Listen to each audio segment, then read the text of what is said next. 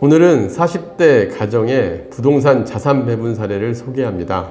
투자를 고려해서 서울 아파트 한 채를 가지고 현재의 불편한 생활을 감안하는 게 좋을지, 당장의 생활에 필요한 주거로 이전을 하고 투자를 배분하는 게 좋을지에 대해서 고민하는 분들은 끝까지 살펴보시길 바랍니다.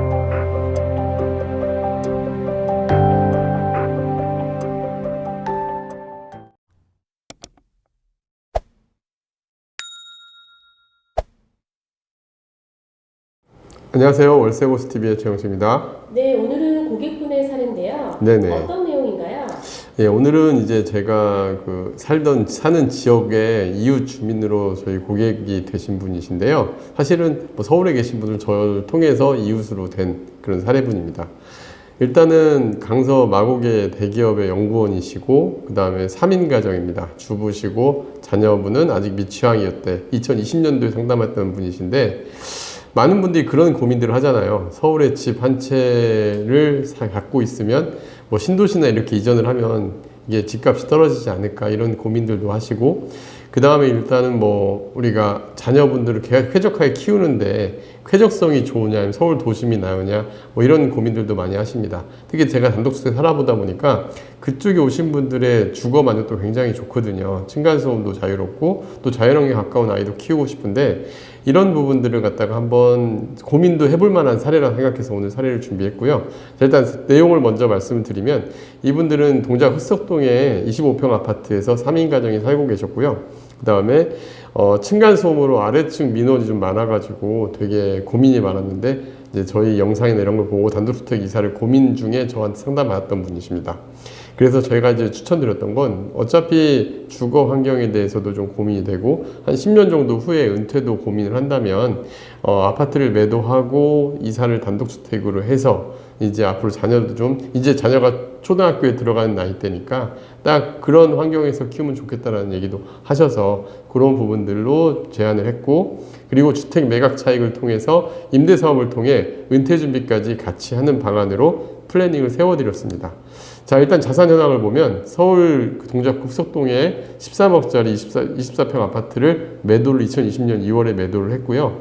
당시에 담보대출 2억이 있었고 은행 예금으로 1억 정도, 이 아파트를 청약대 갖고 있었기 때문에 상당히 매매 차익도 크게 지금 받은 상황이었어요. 순자금으로 12억 원 정도를 갖고 있었는데, 그래서 층간소음에서 이사도 생각하고 직장과의 거리도 생각해서 경기도 서부권에 신도시 단독주택을 원해서 거기를 한번 추천을 드리고 이제 포트폴리오를 구성한 사례입니다. 네, 그렇다면 이분이 상담으로 자산 포트폴리오 구성은 어떻게 진행하였나요? 네, 2020년도에 일단 흑석동의 아파트를 13억에 잘 매도를 했고요. 그러면 이제 11억의 현금이 생기잖아요. 그래서 이 11억의 현금으로 이제 경기도 신도시 단독주택을 6억에 매수를 합니다. 대지가 한 50평 좀 안 되는 면적에, 그리고 1층, 2층, 3층으로 구성됐는데 마당도 있고 주차 공간도 있고, 그래서 자녀분들 키우기도 좋고 또 산 앞에 있는 집이어서 그런 부분도 장점이었습니다. 그 다음에 이제 남는 자금으로 서울 강서구에 있는 투룸 오피스텔을 한 채를 매입을 했는데 2억 9천에 매입을 했고요. 월세는 3천에 80만 원으로 계약을 했습니다.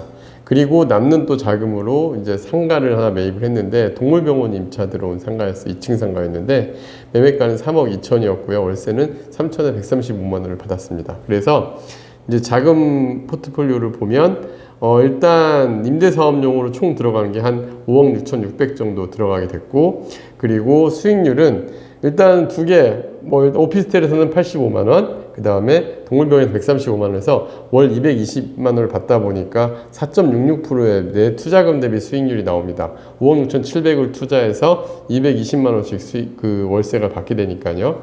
그리고 이제 세금적인 측면에서도 주택임대사업자와 상가임대사업자를 부인명의로 해가지고 일단 분리과세 운영도 하면서, 그 다음에 동물병원 상가에서 월세도 받는, 그래서 세금도 측면에서도 명의자도 잘 고려해가지고 투자를 했던 케이스인데, 근데 재밌는 건 많은 분들이 그렇게 생각하잖아요. 서울 아파트를 팔고 경기도 신도 단독주택으로 갔으니까 집값이 좀 더 오히려 많이 오르는 부분에서는 제한이 되지 않을까 생각했는데, 뭐 지금 3년 정도 지나서 현재 시점에서 보니까 흑석동 아파트는 팔았을 때하고 가격이 똑같아. 2020년대 가격으로 다시 회귀를 했더라고요. 그래서 그게 한 13억 정도 이제 매물이 있는 걸 확인을 했고, 단독주택은 근데 운이 좋게도 이분들이 산 단독주택은 그 유사한 면적들의 매물이 나온 게 한 8억 선까지도 나오더라고요. 그래서 한 2억 정도 차익이 있었고, 오피스텔이나 상가는 뭐 임대 수익이다 보니까 매매 차익이 크게 움직이지는 않았습니다.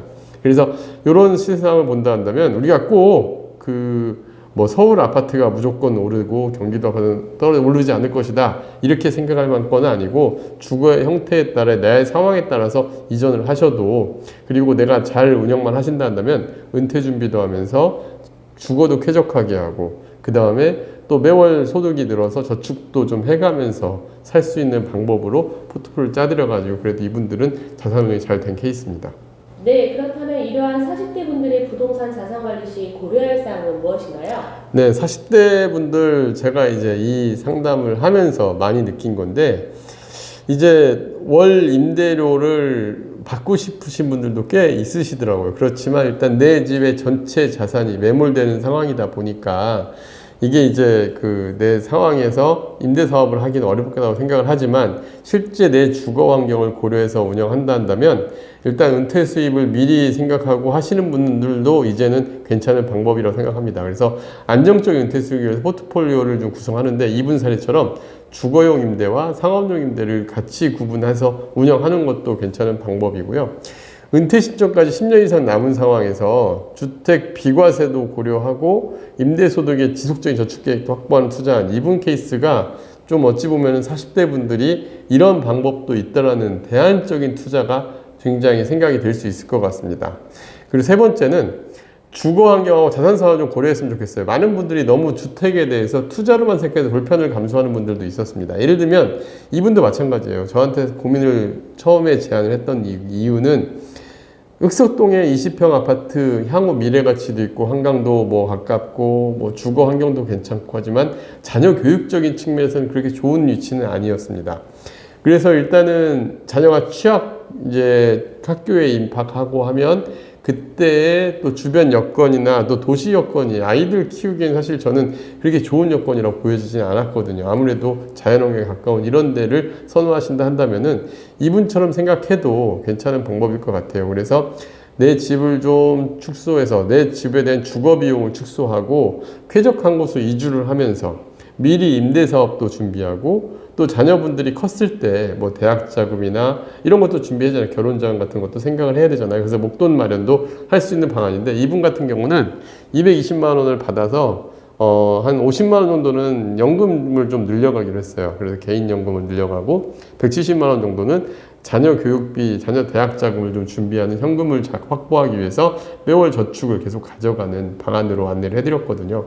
대출도 없이, 그러니까 기존에는 2억에 대한 대출 이자도 납부를 했어야 되고, 또 이번에 요즘에 금리가 오르다 보니까 더더욱 아마 부담이 됐을 겁니다. 하지만 이걸 잘 이렇게 조정만 하신다 한다면은, 만약에 40대로서 내가 자녀 교육이나 뭐 아직 자녀가 어리시거나 이런 데서 좀 대안을, 서울에 있는 아파트에 살면서 이런 대안을 생각해 보신다 한다면은 오늘 내용은 좀 여러분들이 생각해 볼 만한 내용이 아닌가 생각이 듭니다.